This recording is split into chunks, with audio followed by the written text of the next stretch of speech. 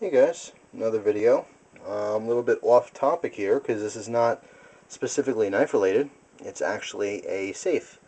Um, for a while now, I've wanted a safe to, keep just my valuables in, but for the most part, just my more expensive knives. So I finally broke down and I purchased one. My last paycheck, I paid off a bunch of bills and some back taxes that I owed, and I had about $185 left. So I decided to go and buy a safe. Now, I want to say right now that this is not the original safe that I was looking at. I was looking at a safe made by Honeywell. Honeywell was the brand, offered by Walmart and a couple other stores. Now, I wanted a large safe, larger, so that in the future I don't have to worry about what's in it and finding room for what I want to put in there. So I went with a 1.2 cubic foot in size. Originally, like I said, I was going to get a Honeywell 1.2 cubic foot safe, but mostly because the price was pretty good. It was $120, which was a lot cheaper than the other brands for that size. However, I did a search here on YouTube to see if anyone had the safe, and I saw some kid do a lock-picking video on it. It had the same thing like this. It has a digital keypad, but on the handle itself, which is metal, it has a keyhole, so you can just manually open it with a key.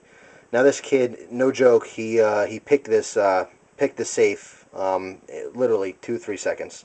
Just popped in a specific pick, up down, and it was open. So that very quickly turned me off to that safe. I didn't want something that was that easily pickable. If a burglar did happen to break in, there's probably a good chance they know a little bit of lock picking. So that just it didn't cut it for me anymore at that point. So I decided to still stick with the 1.2 cubic foot size. However, I upgraded to a Sentry brand safe. The safe was $160 plus tax at Walmart. A little more than I wanted to spend for sure. I didn't want to spend that much, but I still wanted the size, that larger size. But anyway, I have to say I'm very happy with it. Now let me bring it back here to show you. I have this actually in my clothes closet on the bottom. I keep a bunch of different hard cases down here, as you can see. More knife stuff, my bob bag, a lot of my other miscellaneous bags and gear stuff in there. Some more hard cases out to the side, and I actually keep a very large, like traveling luggage bag in front of this. It kind of hides it more, but mostly just because I store that bag in this closet as well. So it's kind of good. It kind of hides it, not completely. I mean, if someone were looking for it, they would find it, but it's not a huge issue for me. This safe itself, I really just bought a safe for security reasons, for theft. Okay, it's the only reason I got one.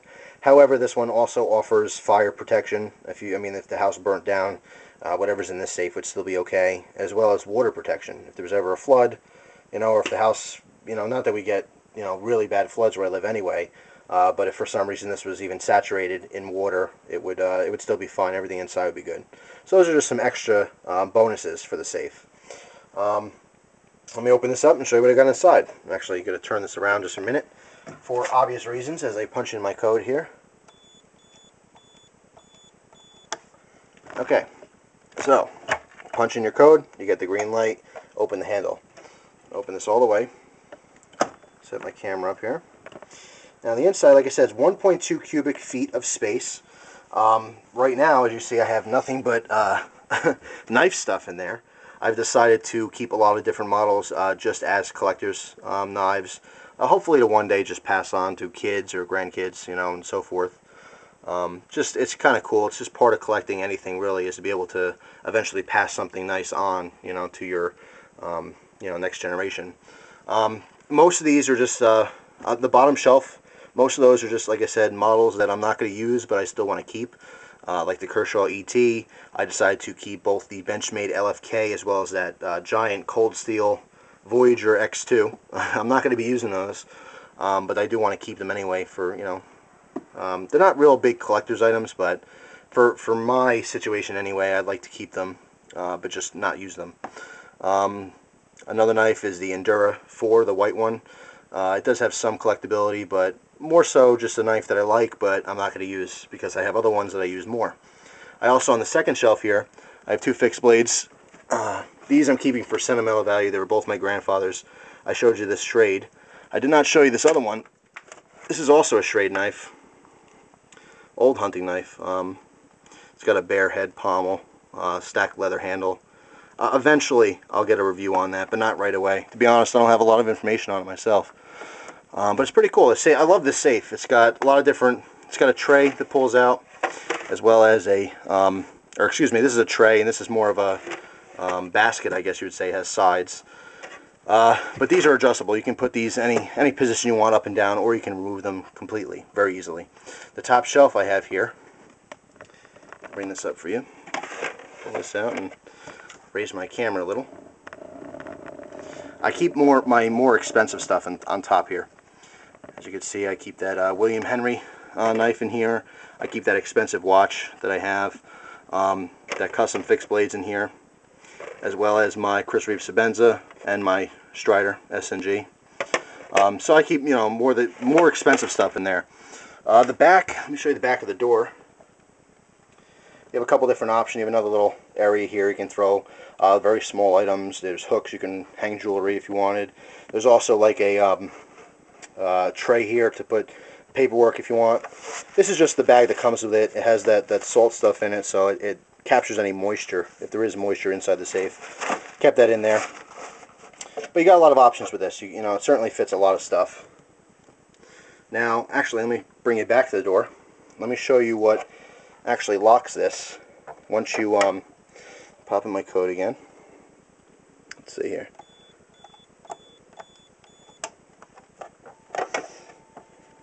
Just trying to close this now. There's bolts on the side here. Actually, I wanted to pop them out, but they won't pop out unless the door is shut. Both the left and right side have these two large deadbolts. On that side, and if I come around here, you'll see they're also on the other side. Okay, that's what actually opens up. They extend, you know, when it's locked, into the sides of the case, or the safe, I mean, which is right here and there. So, I mean, there's no way once this thing's locked open, you can't, if you don't know the code and you can't somehow figure out how to hack into that, you're not going to physically be able to break this door off.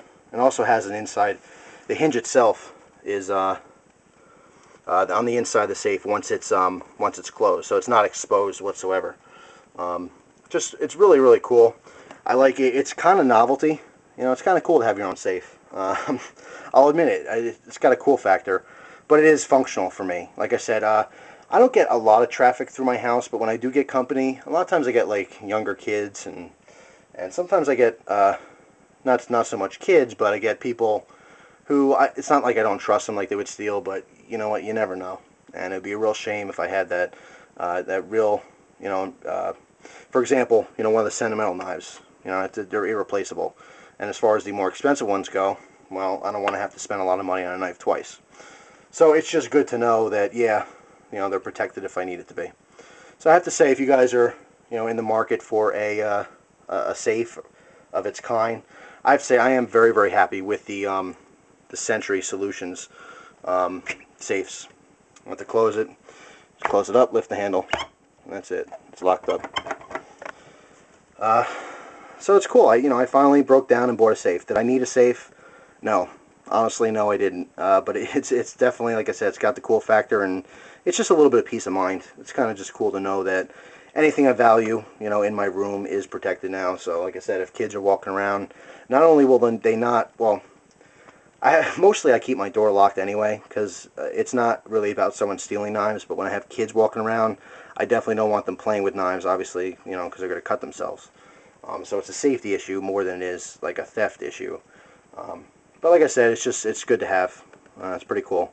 So if you're going to buy a safe, I would probably stay away from that other brand that I mentioned, and for some reason the name's escaping me right now.